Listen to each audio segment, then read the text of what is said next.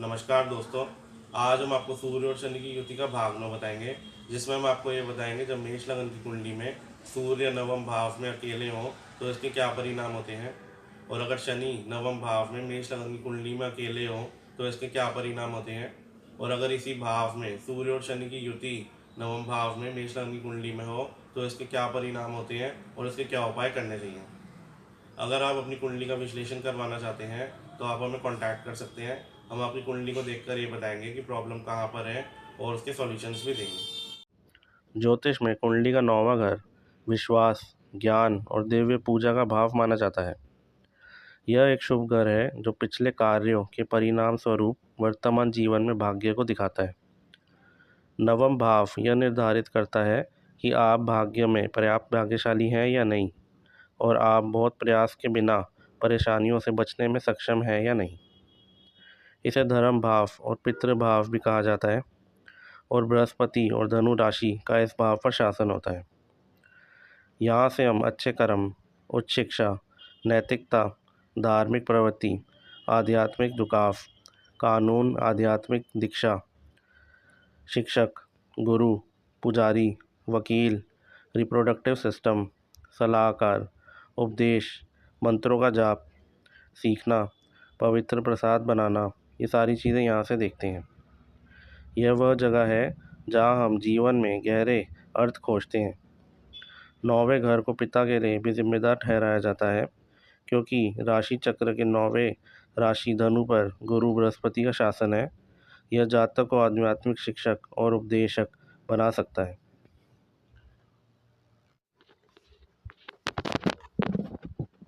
नवम स्थान में सूर्य धनु राशि का होने से ऐसे जातक राज दरबार में लाभ पाने वाला, धार्मिक कार्यों में रुचि रखने वाला, सूर्य आदि देवता भक्ति होता है।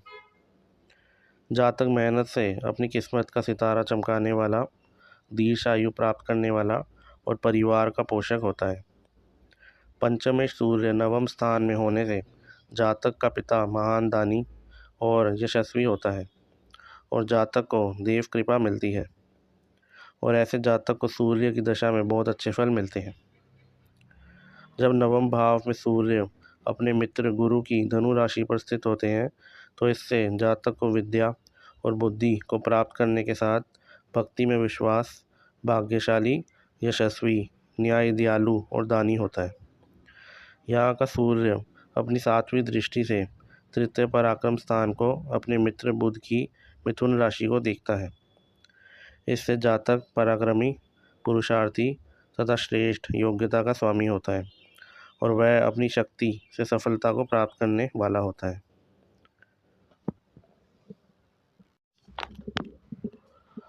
अब हम आपको ये बताते हैं जब शनि मेष लग्न की कुंडली में नवम स्थान में हो तो इसके क्या परिणाम होते हैं। जब नवम स्थान में शनि धनु राशि में होता है तो ऐसे जातक हठी और क्रोधी होते हैं। जातक किस्मत वाला होता है और वैज्ञानिक मस्तिष्क और दिल दिमाग वाला होता है। ऐसे जातक ज्योतिष, योग, आयुर्वेद में रुचि रखने वाला होता है। ऐसे जातक की विदेश यात्राएं होती हैं, और जातक को कोर्ट केस भुगतने पड़ते हैं।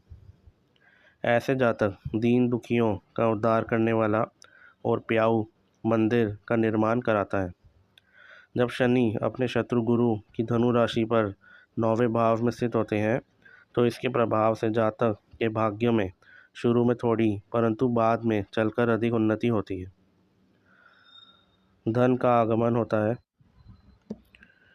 यहाँ से शनि तीसरी दृष्टि से एकादश भाव को अपनी राशि में देखता है, इसलिए लाभ के साथ उच्च पद की प्राप्ति होती है। 7वीं मित्र दृष्टि से तृतीय भाव को देखने के कारण जातक के पराक्रम में वृद्धि होती है, और भाई बहनों का सुख भी मिलता है। 10वीं मित्र दृष्टि से छठे भाव को देखने के कारण जातक शत्रु पक्ष पर अपना प्रभाव भी रखता है। ऐसे जातक शत्रुओं पर अधिकार प्राप्त करने वाला होता है, लेकिन उसका बुढ़ापा कष्टकारक होता है।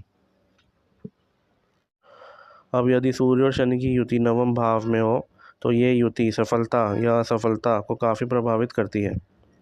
इस युति के कारण यात्रा करने और सीखने का अवसर मिल सकता है। जातक प्रभावशाली बनता है, और जातक को समाज के संदर्भ में सोच विचार करके प्रयास करना चाहिए। क्योंकि इस समय सफलता और असफलता की संभावनाएं होती हैं। अब हम आपको इसके उपाय बताते हैं। सूर्य भगवान को नित्य अर्घ्य दें। आदित्य हृदय स्तोत्र का नित्य पाठ करें।